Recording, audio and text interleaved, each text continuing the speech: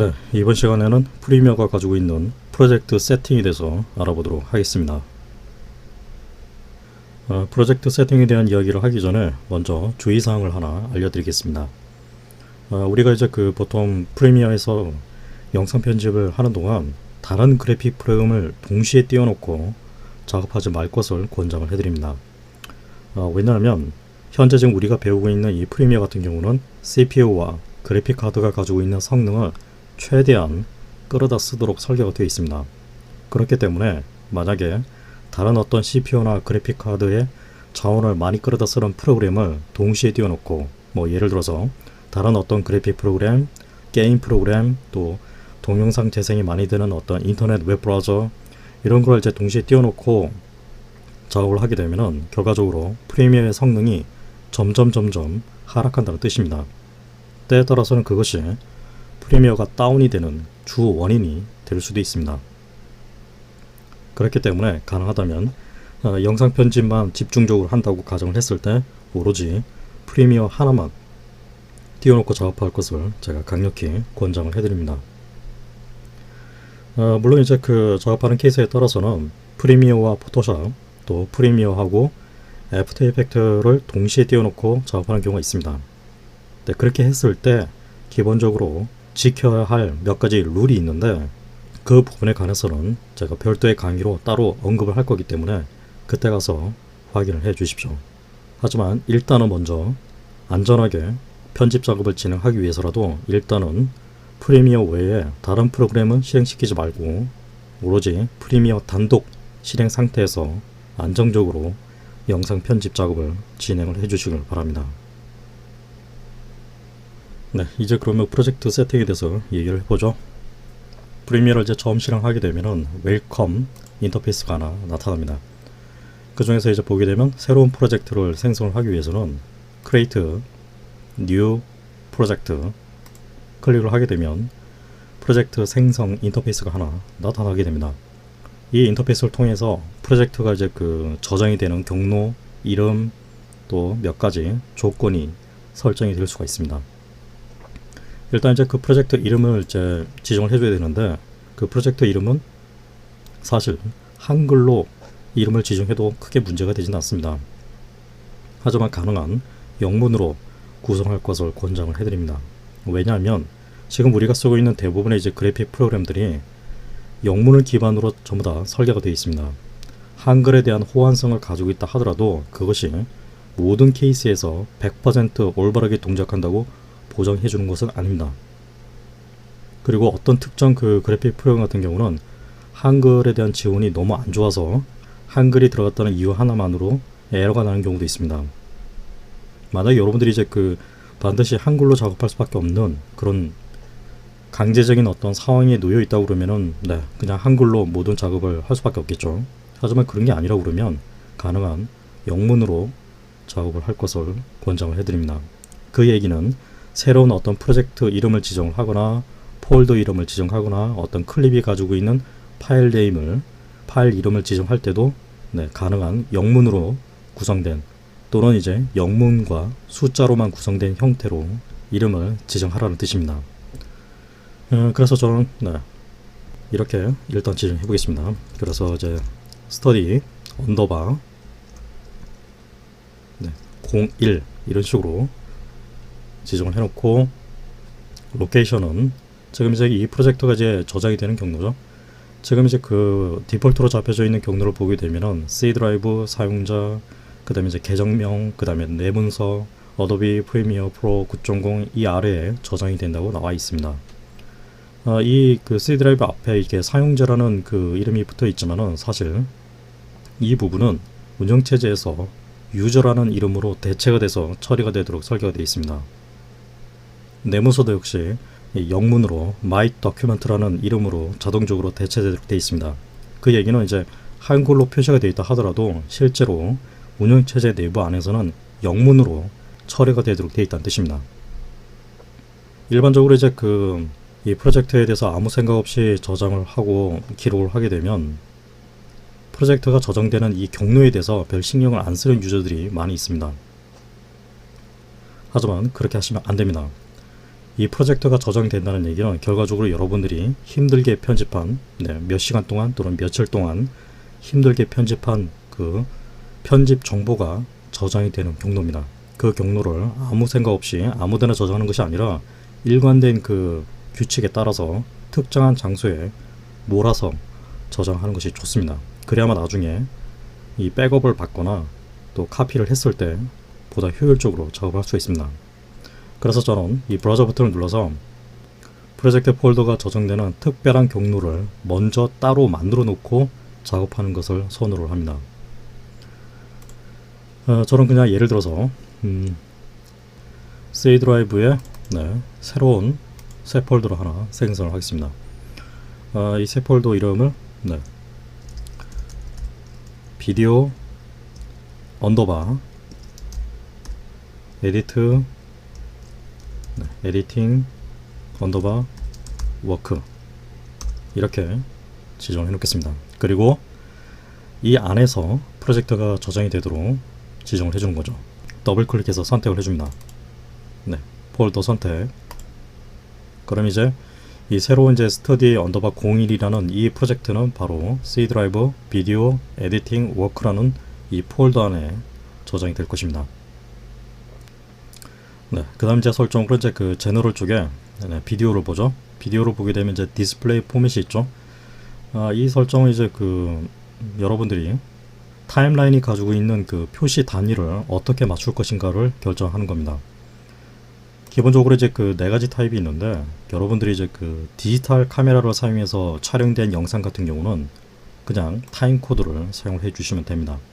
하지만 여러분들이 지금 이 작업하는 소스 자체가 영화 필름으로 촬영된 것들 있죠. 그 필름으로 촬영된 것을 스캐닝을 해서 파일로 받아서 작업하는 그런 케이스라고 그러면은 이 셋 중에 하나를 보통 선택해서 작업을 할 수 있습니다.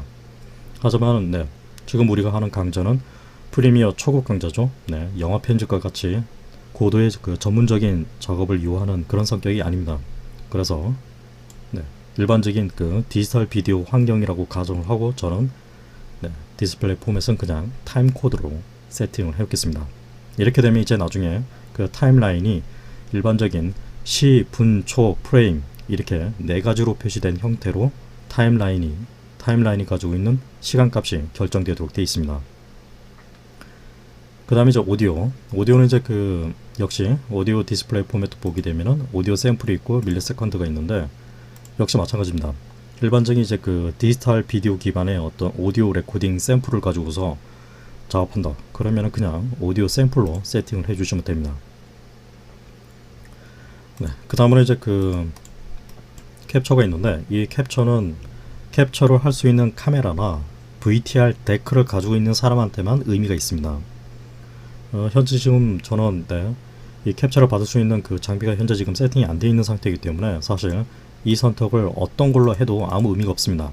이것은 오로지 그 테이프 기반의 릴 테이프로 녹화되어 있는 어떤 영상을 캡처를 받거나 반대로 녹화를 뜨는 경우 레코딩을 해야 할 경우에만 의미가 있습니다. 이와 관련된 것들은 이제 테이프 기반의 어떤 그 편집 작업과 관련된 이야기를 할 때 제가 다시 한번 보여드리겠지만은 지금 단계에서는 테이프 기반으로 제가 영상 편집을 하는 것이 아니라 파일로 레코딩 되어 있는 즉 뭐 SD 카드라든가 CF 카드라든가 이렇게 메모리 카드에 기록되어 있는 파일 기반의 디지털 영상 클립을 가지고서 편집하는 것을 목적으로 하고 있기 때문에 사실 캡처는 그다지 의미가 없습니다. 그래서 일단은 그냥 내버려 두겠습니다. 그 다음으로는 이제 그 비디오 렌더링 앤 플레이백 설정 있죠. 이 부분은 이제 뭐 좀 이따 살펴보겠고, 그 다음 스크래치 디스크 탭 쪽에 있는 이 부분을 설정을 보죠. 이 스크래치 디스크라는 얘기는 프리미어가 이제 그 편집을 하는 동안 임시적으로 만들어내는 데이터가 있고 또 영구적으로 저장을 시키는 데이터들이 있습니다. 그러니까 어쨌거나 이제 그 편집을 하는 동안 데이터가 계속 쌓인다는 얘기죠. 그런 자료가 어느 위치에 저장이 될 것인가. 뭐 예를 들어서 이제 그 캡처된 비디오 데이터, 또 캡처된 오디오 데이터, 비디오 프리뷰 데이터, 오디오 프리뷰 데이터, 프로젝트 오토세이브, 자동 저장 경로, 또 CC 라이브러리 다운로드 경로, 이런 그 데이터들이 어느 위치에 저장을 시킬 것인가, 이것을 잘 지정을 해줘야 됩니다. 기본적으로 지금 이제 same as 프로젝트로 되어 있죠. 그 말이 무슨 뜻이냐면 지금 제가 이 프로젝트를 하나 이름을 지정해 놓고 그 로케이션을 여기다 이렇게 지정해 놨죠. 그러면은 이제 이 모든 데이터는 바로 이 경로상에 똑같은, 즉 프로젝트가 설정이 되어 있는 그 경로를 이용해서 저장이 된다는 뜻입니다. 그리고 옆에 보면 이제 그 현재 지금 그 same as 프로젝트 안에, 즉 현재 지금 그 C 드라이브 비디오 에디팅 워크라는 이 경로 안에 자유롭게 쓸 수 있는 데이터가 383GB가 남아있다고 나와있죠. 연습 삼아서 이제 그 작업하기에는 이제 적당한 용량이 남아있다고 볼 수 있습니다. 그런데 이제 그 작업하는 경우에 따라서는 용량이 부족하다고 판단이 돼서 이 경로를 뭐 예를 들어서 이제 비디오 프리뷰 데이터 경로를 따로 지정할 수도 있습니다. 브라우저 버튼을 눌러서 이제 뭐 다른 어떤 그 경로로 이동을 해서 특정한 폴더로 선택을 해줄 수가 있습니다. 하지만 일반적으로 이제 이 파일을 이곳저곳 분산을 시켜서 저장을 하게 되면 나중에 이제 관리하기가 좀 힘들어집니다. 그래서 특별한 경우가 있지 않는 이상은 일반적으로 같은 경로에 다 묶어서 보통 저장을 하게 됩니다. 물론 이제 캡처를 하는 어떤 그 경로만 따로 지정해서 작업하는 경우가 있습니다. 하지만 어쨌거나 뭐 저 같은 경우는 지금 이 캡처 기반의 어떤 비디오 편집 작업을 하는 게 아니기 때문에 사실 굳이 다른 경로로 지정할 필요가 없겠습니다. 아무튼 간에 이제 이 스크래치 디스크가 프리미어가 실행되는 동안 만들어지는 무수한 데이터가 저장되는 경로라고 얘기를 했습니다. 그 경로를 가능한 관리의 어떤 효율성을 위해서 프로젝트가 저장되는 경로하고 똑같이 세팅을 일단 해 주십시오. 그 설정은 바로 same as project입니다. 그래서 지금 모든 그 데이터가 저장되는 경로는 전부 다 똑같이 same as project로 다 설정이 되어 있는 걸 알 수가 있습니다. 이 설정을 이제 그대로 유지를 해서 작업을 하겠습니다. 다시 제너럴로 갑니다. 이 마지막 이제 그 부분으로 바로 이제 비디오 렌더링 앤 플레이백이 있습니다. 비디오를 렌더링 하거나 플레이백 하는 동안 어떤 렌더러를 쓸 것인가 이렇게 나와 있죠. 이 말 뜻은 뭐냐면은 프리미어가 이제 편집을 하는 동안 어떤 그 색 보정을 하거나 어떤 그림이 움직이거나 이런 식으로 어떤 그래픽적인 요소가 첨가가 되면은 그 부분을 렌더링을 해줘야 됩니다. 물론 이제 렌더링을 안 하고 그 상태로 그대로 편집을 진행할 수도 있는데 렌더링을 해야 될 이유가 정상적인 스피드로 재생을 하기 위해서 그렇습니다. 즉 리얼타임으로 재생을 하기 위해서는 결과적으로 렌더링이라고 불리는 과정을 반드시 거쳐줘야 됩니다. 그랬을 때 그 렌더링 알고리즘을 어떤 방식을 쓸 것인가, 그 두 가지 방식을 기본적으로 여기서 선택할 수 있는 걸로 나와 있습니다. 기본적으로 보게 되면 이제 그 머큐리 플레이백 엔진 소프트웨어 온리로 되어 있죠. 이 얘기는 바로 CPU 방식으로 해서 그 렌더링을 하고 플레이백을 하는데 사용한다는 뜻입니다. 그러니까 CPU 방식이라는 얘기죠. 반면에 지금 이제 보게 되면 이제 머큐리 플레이백 엔진 GPU 액셀레이션 하고 CUDA라고 되어 있죠. 이 얘기는 바로 여러분들이 쓰고 있는 그래픽 카드의 성능을 이용해서 렌더링을 하고 재생을 시킨다는 뜻입니다. 여러분들이 이제 쓰고 있는 그래픽 카드가 이제 엔비디아가 아니라 이제 그 AMD 계열 있죠.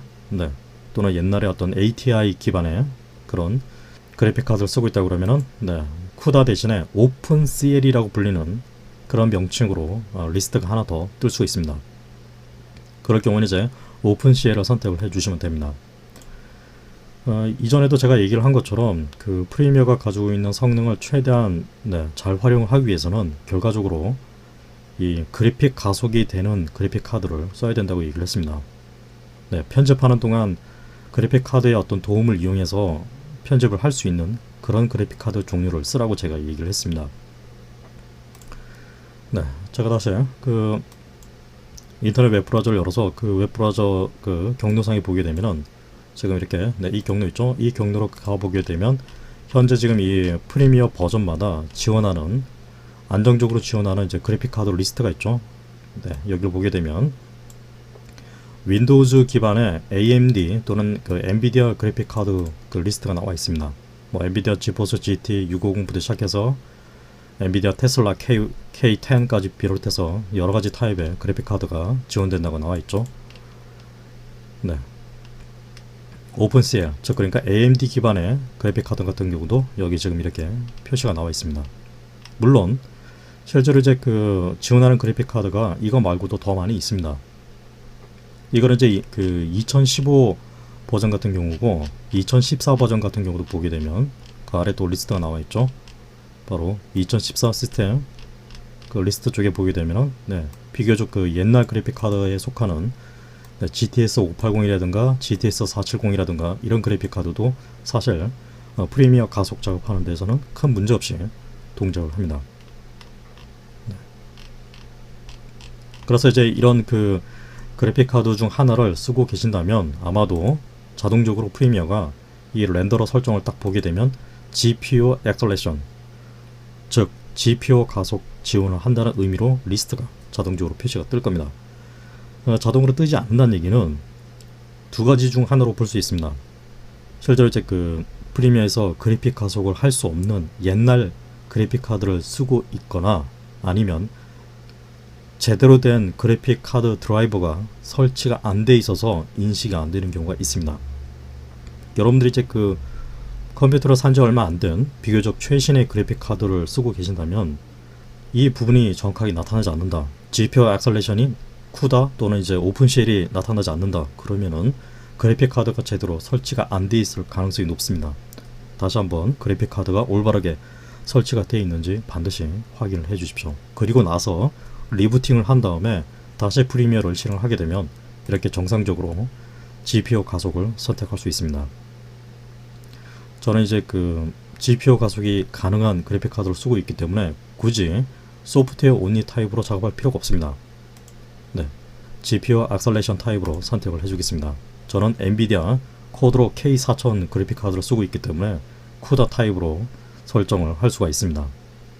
아무튼 이렇게 이제 설정이 되면은 앞으로 이제 그 이 프로젝트, 즉 스터디 언더바 01이라는 이 영상 작업을 하는 동안 재생과 렌더링 작업을 할 때 그래픽 카드의 가속을 이용해서 작업을 할 수 있다는 뜻입니다.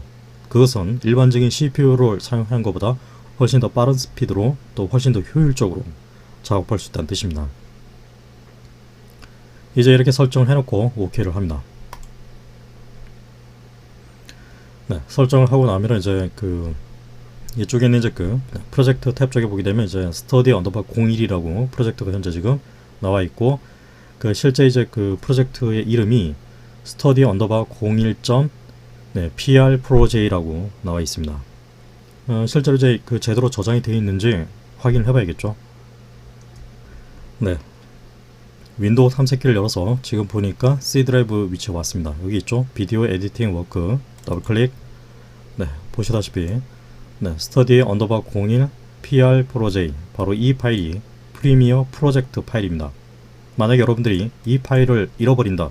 그 얘기는 몇 시간 동안 또는 며칠 동안 그 편집한 노력의 흔적이 사라진다는 뜻입니다. 따라서 이 파일이 함부로 삭제가 되거나 유실되지 않도록 굉장히 주의해서 관리를 해 주셔야겠죠. 이렇게 이제 그 새로운 프로젝트를 만들어 놓고 그 프로젝트가 가지고 있는 세부 설정을 다시 바꿔야 할 경우가 있습니다. 그럴 경우 바로 이제 파일, 프로젝트 세팅, 제너럴. 아까 제가 처음에 이 프로젝트를 생성을 할 때 조정을 해놨던 그 창과 똑같은 것이 나타나는 걸 알 수 있습니다. 역시 플레이백 엔진을 선택하거나 디스플레이 타임 코드, 오디오, 또 스크래치 디스크 똑같이 나타나고 있죠. 그래서 다시 이제 그 설정을 바꿔야 할 경우가 있다고 그러면은 이렇게 파일, 프로젝트 세팅, 제너럴을 통해서 여러분들이 바꿔주시면 됩니다. 저는 여기서 바꿔야 할 필요성이 없기 때문에 아무것도 건드리지 않고 그냥 내버려두겠습니다. 캔슬. 이제 다시 그 이전에 우리가 작업했던 것처럼 편집할 비디오 클립 소스를 가지고 오겠습니다. 이전에 이제 그 비디오 클립 소스를 이제 가져오기 위해서 윈도우 탐색기로부터 가지고 왔습니다. 편집할 소스를 가져오는 그 방법을 다시 간단하게 정리를 해보겠습니다. 기본적으로 이제 그 세 가지 방법을 사용해서 갖고 올 수가 있습니다. 일단은 이제 이 그 프로젝트 이 창 안에서 더블 클릭을 하게 되면 바로 인폴트 윈도우 인터페이스가 나타나게 됩니다. 이것을 통해서 여러분들이 이제 가져오고자 하는 여러 개의 비디오 클립을 열기를 하게 되면 자동적으로 프로젝트 설정 안으로 그 해당 클립 소스를 가져오게 됩니다. 또는 여기서 이제 그 오른쪽 마우스를 클릭하고 있으면 임포트 기능이 있습니다. 역시 실행을 해서 똑같이 특정 클립, 비디오 클립이나 오디오 클립을 가지고 가서 배치를 시킬 수가 있습니다. 아니면은 가지고 온 것을 전부 다 선택을 해서 여기는 이제 그 휴지통 모양의 아이콘 있죠? 클릭을 하게 되면 임포트를 해온 그 정보를 지우게 됩니다. 그렇다고 해서 실제로 이제 그 원래 오디오 소스나 비디오 소스 자체를 삭제를 하는 게 아닙니다. 단지 임포트를 한 그 흔적만 사라지게 합니다. 네, 사라졌죠? 대신에 이제 그 이렇게 이제 그 윈도우 탐색기 인터페이스를 띄워놓고 여기서 가져오고자 하는 여러 개의 비디오 클립 소스를 클릭을 해서 선택을 한 다음에 드래그 앤 드롭 방식으로 가져다 놓을 수 있습니다. 역시 오디오 소스 mp3 파일 드래그 앤 드롭 똑같죠? 임포트로 하는 방식이 이렇게 윈도우 탐색기를 이용해서 드래그 앤 드롭 방식으로 역시 사용할 수 있습니다. 다시 선택해서 클리어. 세 번째 방법으로는 이제 바로 옆에 있는 이제 이 미디어 브라우저라는 것을 사용하는 겁니다. 이 미디어 브라우저를 보게 되면 여러분들이 지금 쓰고 있는 그 컴퓨터의 하드디스크 드라이브에 그 경로가 전부 다 나타나죠. 여기서 이제 여러분들이 이제 그 임포트를 해오자 하는 그 해당 클립 소스가 가지고 있는 위치로 이동을 한 다음에 여기서 역시 임포트를 해올 수가 있습니다. 저는 여기서 이 사용자 중에서 제가 지금 사용자 경로 계정 이름이 IMEditor였습니다. 이 안에 있는 바로 바탕화면, 바로 스터디, 비디오 클립, H264 약간 이제 지원 시간이 걸린 다음에 해당 클립이 이제 어떤 내용을 갖고 있는지 확인을 할 수 있습니다. 밑에 있는 이제 그 리스트 뷰로 보게 되면은 파일명으로 표시를 시켜주게 되고 옆에 있는 썸네일 뷰를 선택하게 되면은 바로 썸네일 형태로 미리 보기를 할 수가 있습니다. 이때 밑에 있는 이제 그 크기를 조정을 해서 좀 더 크게, 더 작게 표시를 시킬 수가 있습니다. 드래그를 해서 이런 식으로 좀 더 크게 확인할 수 있죠. 어떤 클립이 이제 선택이 되면 이와 같이 옅은 이제 그레이 색상으로 선택이 되어 있다는 표시가 나타나게 되죠. 그러나 클립을 선택한 상태가 아닌 단순히 마우스 커서를 이 해당 비디오 클립 위에 얹어놓고 좌우로 그냥 움직이게 되면 어떻게 되죠? 일종의 이제 그 조그 셔틀과 비슷한 개념으로 그 비디오에 미리 보기 재생이 나타나는 걸 알 수 있습니다. 제가 지금 해당 클립을 클릭해서 선택하지도 않았고 더블 클릭해서 선택도 하지 않았습니다. 단지 마우스 커서를 영상 클립 위에 얹어놓고 좌우로 천천히 움직이면은 그에 따라서 비디오 클립의 내용을 빠르게 미리 보기에서 재생을 시킬 수가 있습니다. 그래서 이제 어떤 그 자신이 지금 그 편집할 소스가 가지고 있는 그 내용이 맞는지를 빨리빨리 확인해야 할 경우가 있겠죠. 빨리 체크를 해야 할 경우가 있습니다. 그럴 경우 이런 식으로 선택이 안 되어 있는 상태에서 좌우로 커서를 드래그를 하게 되면 이런 식으로 재빨리 확인할 수 있습니다.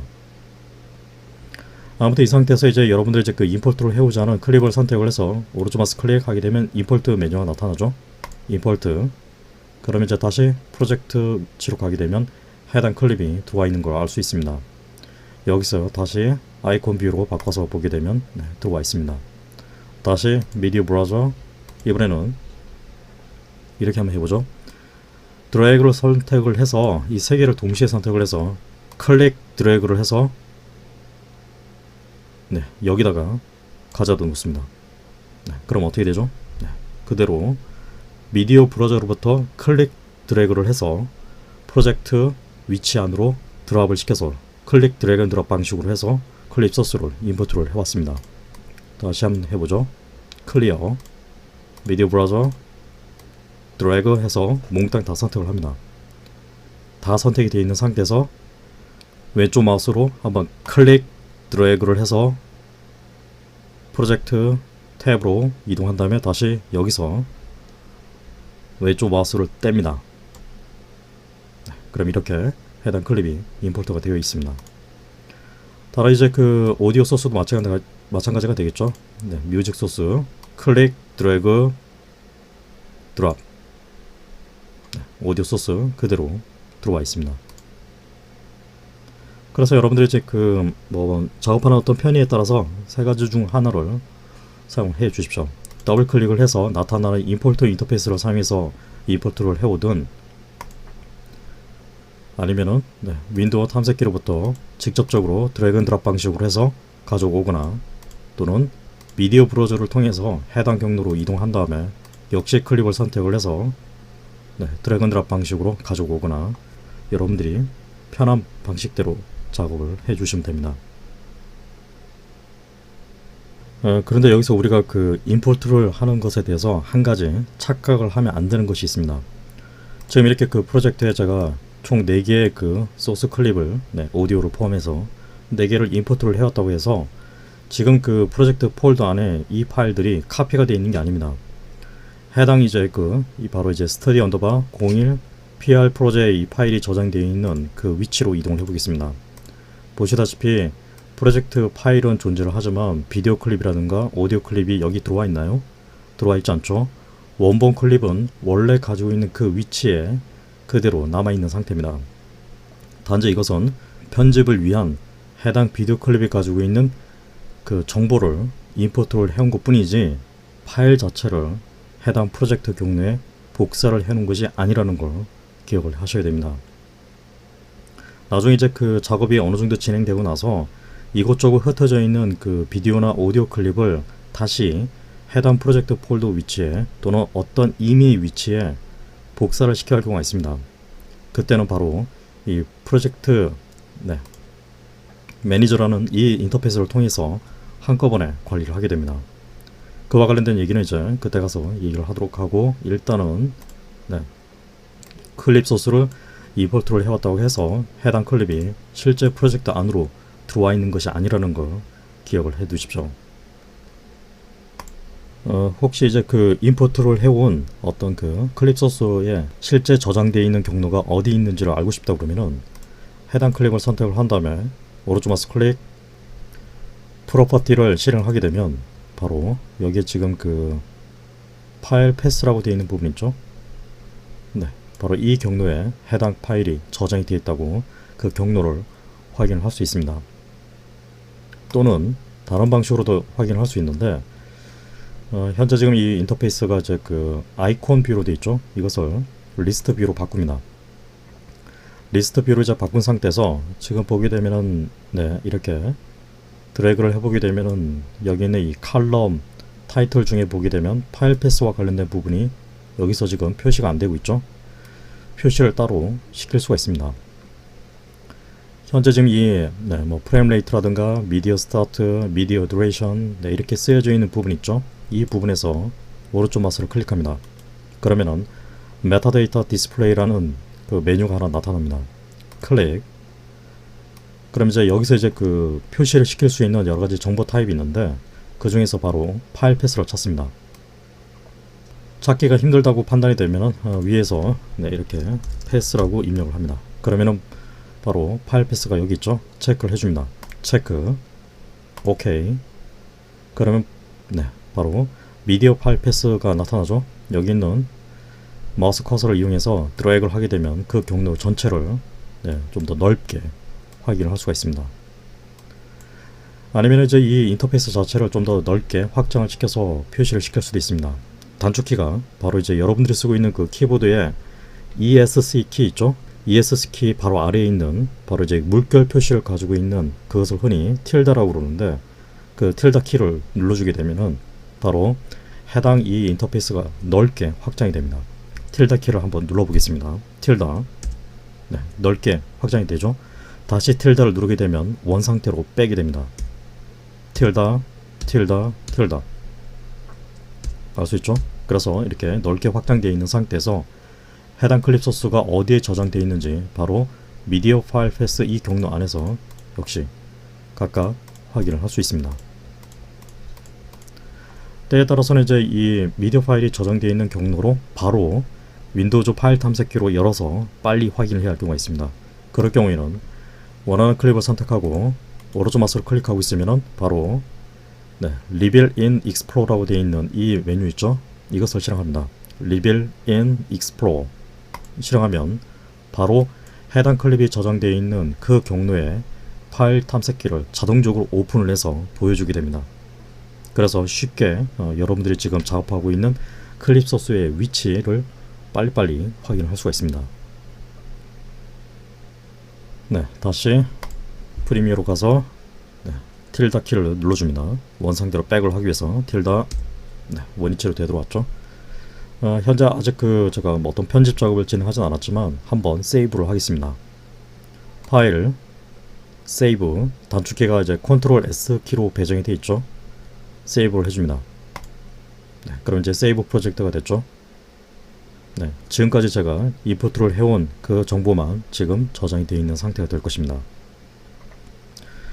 이번 시간은 이렇게 그 프로젝트 세팅을 하고 간단하게 편집할 소스를 임포트로 해오는 세 가지 방법을 정리를 했고, 또 해당 클립이 가지고 있는 원래 저장 위치를 확인하는 방법도 보여드렸습니다. 지금까지 제가 보여드린 방법을 여러분들도 똑같이 실습을 해보시고 다음 시간에는 실제 편집 작업을 위해서 바로 타임라인, 즉 시퀀스를 만드는 방법을 확인을 해보겠습니다.